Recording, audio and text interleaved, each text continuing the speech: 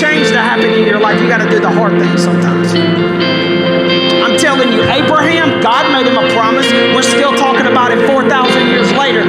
God told him that promise isn't going to happen till you pack your bags because it ain't going to happen here. God had a promise for Moses, but it wasn't going to happen in his pity party hideout in the desert.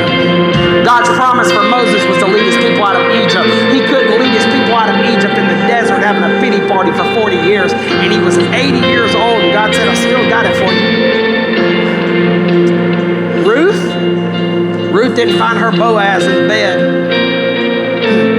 Life fell apart, lost her husband, mother-in-law, sister-in-law, all three widowed in a time where that just wasn't a good thing at all. You know where Ruth found her Boaz? She was sweating, working the fields, not trying to find blessing. She was trying to pay bills and put food on the table for her and Naomi. And Boaz found her because when you were faithful and you're willing to be faithful in the things that break you, that's when God says, okay, that's obedience, that's faith. Man, Levi would have never become Matthew if he'd have stayed a tax collector.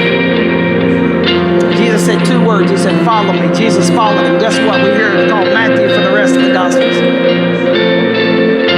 Simon doesn't become Peter in a boat as a fisherman. God changed his name to Peter, which means rock.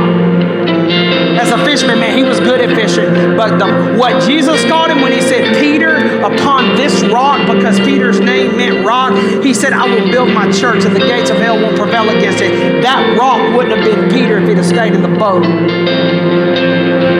I'm telling you, Catalyst, there's some things that you've been praying for change. This last year may have broken you. I'm telling you, the thing about this year is the entire world hadn't lost its mind. There's people that you may go to bed beside that have lost their mind. People that you love that have lost themselves. You may have lost yourself. Money may not be the same as it was before last March. But you get to choose. Are you going to just beg God to change your life, or are you going to let him change the things that you don't want to change? Because life change.